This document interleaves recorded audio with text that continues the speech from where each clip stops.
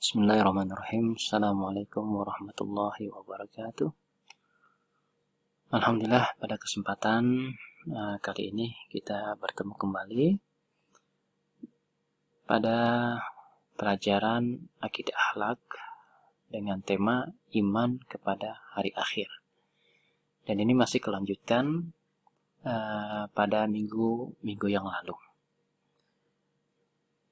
Anak-anak sangat berbahagia. Iman kepada hari akhir, sebagaimana kita tahu, ini adalah merupakan rukun iman yang kelima. Dengan rukun iman yang keenam adalah percaya kepada qada dan qadar. Pada kesempatan kali ini, kita juga harus tahu bahwa ternyata nama hari akhir di dalam Al-Quran itu banyak sekali disebutkan. Nama lain dari hari akhir yang dipergunakan untuk menyebutkan peristiwa yang berkaitan dengan hari akhir. Di antara nama-nama lain hari akhir yang dijelaskan, yang disebutkan di dalam Al-Quran, yang pertama adalah Yaumul Akhir. Artinya adalah hari akhir. Sebagaimana yang terdapat dalam surah Al-Baqarah ayat 8. Dan di antara manusia ada yang berkata, kami beriman kepada Allah dan hari akhir. Padahal sesungguhnya mereka itu bukanlah orang-orang yang beriman. Wa minan nasi may yaqulu amanna billahi wa bil yaumil akhir wa ma hum bimu'minin. Yang kedua, nama lain dari hari akhir adalah Yaumul Qiyamah. Artinya adalah hari kiamat. Yang ketiga, Yaumul Hasrah. Ini nama lain dari hari kiamat, hari akhir. Yaumul Hasrah artinya adalah hari penyesalan. Wa antirhum yaumal hasrati udhqudiyal amru wa hum fi ghaflati wa hum la yu'minun. Dan berilah mereka peringatan tentang hari penyesalan, yaitu ketika segala perkara telah diputus, sedang mereka dalam kelalaian dan mereka tidak beriman. Ini terdapat dalam surah Maryam ayat 39. Yang keempat, Yaumul Ba'ats. Artinya adalah hari berbangkit. Fahada Yaumul Ba'atsi walakinnakum kuntum la ta'lamun. Maka inilah hari berbangkit itu, tetapi dahulu kamu tidak meyakininya. Ar-Rum ayat 56. Yang kelima, nama lain dari hari akhir adalah Yaumul Hisab. Artinya hari perhitungan. Yang keenam, Yaumuddin. Artinya hari pembalasan. Yang ketujuh, Yaumul Haqq. Artinya hari yang pasti terjadi. Yang kedelapan, Yaumul Jam'i. Artinya adalah hari berkumpul. Yang kesembilan, Yaumul Khulud. Artinya adalah hari kekekalan. Udkhuluha bisalam. Dzalika yaumul khulud. Masuklah ke dalam surga dengan aman dan damai. Itulah hari yang abadi. Qaf ayat 34. Yang ke-10, nama lain dari hari akhir adalah Yaumul Fasli. Artinya hari keputusan. Inna yaumal fasli miqatuhum ajma'in. Sungguh hari keputusan atau hari kiamat adalah waktu yang dijanjikan bagi mereka semuanya. Ad-Dukhan ayat 40. Yang ke-11, Yaumul Wa'id. Artinya hari terlaksananya ancaman. Wa nufikha fis suri dzalika yaumul wa'id. dan ditiuplah sangkakala. Itulah hari yang diancamkan. Qaf ayat 20. Kemudian nama lain dari hari akhir yang ke-12 adalah Yaumul Khuruj, artinya hari keluar dari kubur. Ini hampir sama dengan Yaumul Ba'ats, ya, hari berbangkit dari kematian. Kemudian yang ke-13 Yaumut Taghabun, artinya hari ditampakkan kesalahan-kesalahan. Yauma yajma'ukum liyaumil jam'i dzalika yaumut taghabun. Ingatlah pada hari ketika Allah Subhanahu wa taala mengumpulkan kamu, pada hari berhimpun, itulah hari pengungkapan kesalahan-kesalahan. Taghabun ayat 9. Kemudian yang ke-14 nama lain dari hari akhir adalah Yaumut Tanad, artinya hari panggil memanggil.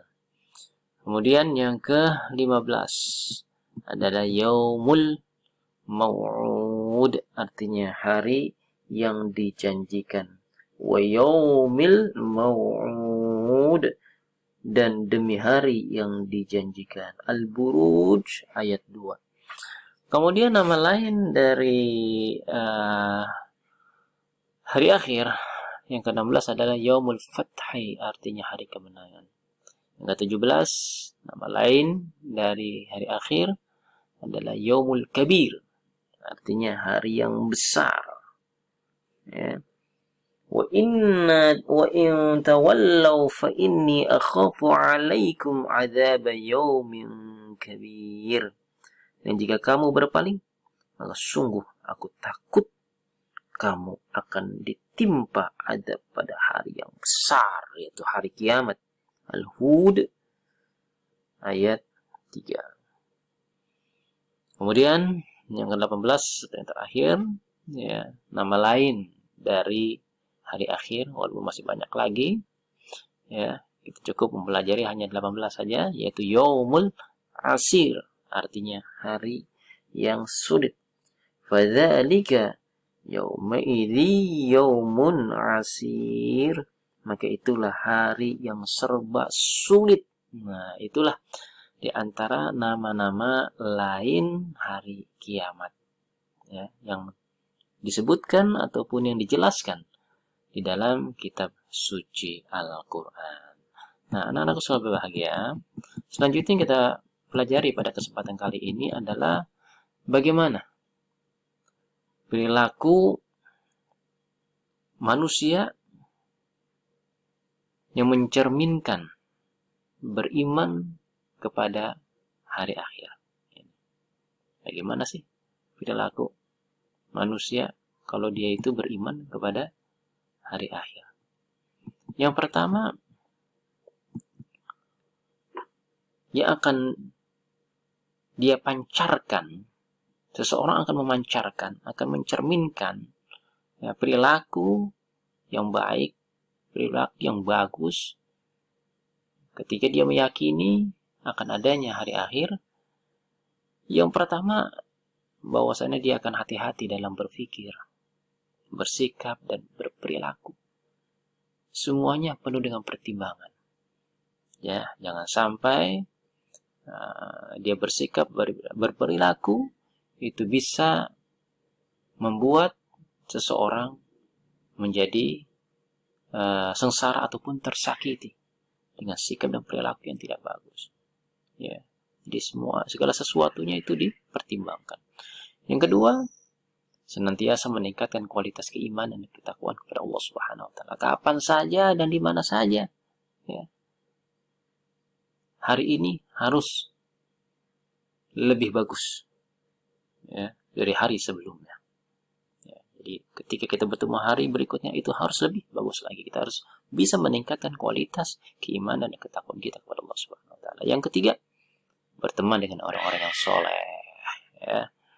Kemudian yang keempat, mengasah potensi diri dengan cara beraktivitas yang positif, bukan beraktivitas yang dalam hal yang negatif. Kemudian yang kelima, banyak berzikir kepada Allah Subhanahu wa taala agar selalu ingat kematian dan kehidupan akhirat. Kita harus berzikir, ya. Dengan kita selalu mengingat kematian, bahwasanya nanti ada kehidupan setelah mati. Ini akan membuat perilaku kita, sikap kita, ya, hati kita ini lebih lebih mencerminkan kepada hal yang lebih positif lagi, yang membuat kehidupan kita menjadi lebih baik lagi. Kemudian yang keenam adalah mempererat tali persaudaraan dan silaturahmi. Ini semua nantinya akan membuat kita akan selalu berada di dalam naungan dan bimbingan Allah Subhanahu wa taala, dan kita akan menjadi manusia yang baik kalau kita ya meyakini dengan sepenuh hati bahwasannya setelah kehidupan di alam dunia, ya nanti akan ada kehidupan berikutnya. Dan ini harus kita yakini agar kita menjadi manusia yang lebih baik lagi. Manusia yang bisa manusia yang selalu berada dalam lindungan dan naungan Allah Subhanahu wa taala dan selalu mendapatkan petunjuknya. Sehingga ya, di awal kita bagus, di pertengahan kita bagus, di akhir pun kita sebagai manusia harus bagus, sehingga ketika nyawa kita dicabut oleh Allah Subhanahu wa taala, kita dalam keadaan husnul khotimah. Nah, ini yang kita harapkan. Ya, kita kembali kepada Allah Subhanahu wa taala dengan hati yang tatmainnul qulub. Mungkin ini saja yang dapat Bapak sampaikan, walaupun sedikit. Mudah-mudahan dapat menambah wawasan kita kembali tentang iman kepada hari akhir. Mungkin ini saja yang dapat Bapak sampaikan. Billahi taufiq wal hidayah. Wassalamualaikum warahmatullahi wabarakatuh.